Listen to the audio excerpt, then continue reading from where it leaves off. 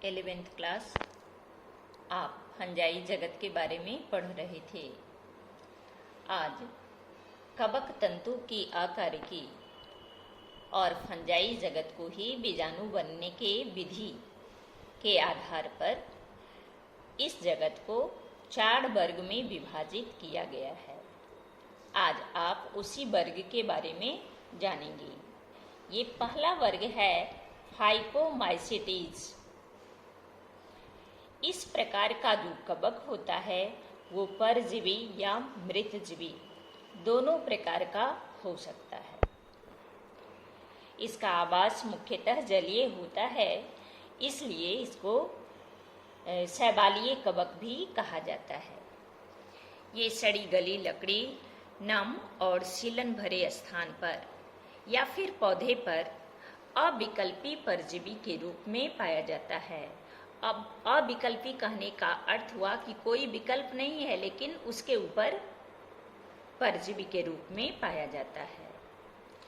कवक तंतु बनाता है कवक जाल, तो इसका कवक जाल अपट्टीय यानी उसमें कोई भी सेप्टम नहीं होता तथा बहुकेंद्रकीय एक से अधिक केंद्रक होता है।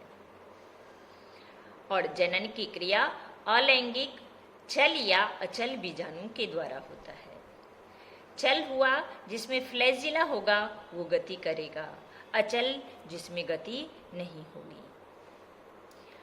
और ये लैंगिक जनन भी करता है और लैंगिक जनन की क्रिया में 2 युग्मक का संलयन होता है और उससे जिसका निर्माण होता है वो जाइगोस्पोर कहलाता है। ये समयुग्मक भी हो सकता है, असमयुग्मक भी हो सकता है या फिर विषम युग्मक भी हो सकता है। समयुग्मक कहने का तात्पर्य हुआ कि दोनों एक समान एक जैसा युग्मक भी हो सकता है, एक छोटा बड़ा भी हो सकता है, ऐसा असमयुग्मक भी हो सकता है। और इसका एग्जाम्पल है म्यूकर, राइजोपस। राइजोपस को ना हम लोग बोलते हैं रोटी के कवक। और अल्बुगो ये सरसों के पौधा पर परजीवी के रूप में पाया जाता है। तो ये सब उदाहरण है फाइकोमाइसीटीज का। दूसरा नंबर है एस्कोमाइसीटीज। तो इसे थैली फंजाई के नाम से, उसको शैवालीय और इसको थैली फंजाई के नाम से जाना जाता है। ये एक कोशिकीय भी हो सकता है और बहुकोशिकीय भी हो सकता है। एक कोशिकीय में जैसे ईस्ट है और बहुकोशिकीय में पेनिसिलियम है। इसके सदस्य मृतजीवी भी होते हैं, अपघटक भी होता है, परजीवी भी हो सकता है, या हम लिखें समलरागी। समलरागी का अर्थ होता है ना पशुओं के विष्ठा के ऊपर भी उग सकता है। और कवक जाल इसका शाखित होता है और इसमें सेप्टम भी पाया जाता है, पट्टीय होता है। अलैंगिक जनन जिस बीजाणु के द्वारा होता है, तो अलैंगिक बीजाणु को ना हम लोग कोनिडिया कहते हैं, तो कोनिडिया द्वारा होता है और यही कोनिडिया वृद्धि करता है, अंकुरित होकर के कवक जाल का निर्माण कर लेता है।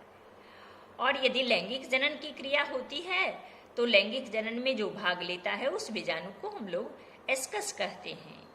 और ये विभिन्न प्रकार के फलनकाय यानी उसकी शरीर की जो रचना फलन से बनी है ना उससे जुड़ा रहता है, उसको बोलते हैं एस्कोकार। उदाहरण है एस्परजिलस, न्यूरोस्पोरा। ये मुख्य है क्योंकि न्यूरोस्पोरा का ना इसका उपयोग जैव रसायन और आनुवांशिक प्रयोग में किया जाता है। इसके अलावे भी इसके सदस्य हैं, जैसे है मॉर्सेला, क्लेविकेट्स, और इसके कुछ सदस्य हैं जैसे है मोरेल और बफल। इसको भोज्य पदार्थ के रूप में भी उपयोग में लाया जाता है। ये सुस्वादु होता है, खाने में स्वादिष्ट होता है।